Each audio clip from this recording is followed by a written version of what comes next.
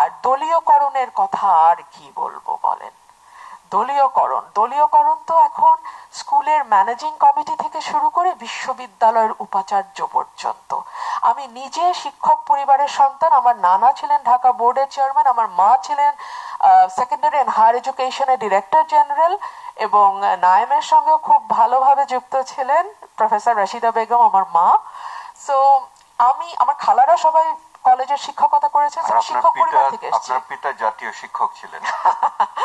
তো যাই হোক, এখন আমাদের শিক্ষকদের যে জীবন আমি দেখে এসেছি এবং তাদের যে মরাল প্রিন্সিপাল আমি আমার ব্যক্তি জীবনে প্রত্যক্ষ করেছি, এটা এখন আর আমি কোথাও দেখি না, এবং সেজন্য আমি শিক্ষকদেরও এককভাবে দোষ কোনোভাবেই দিতে পারবো না।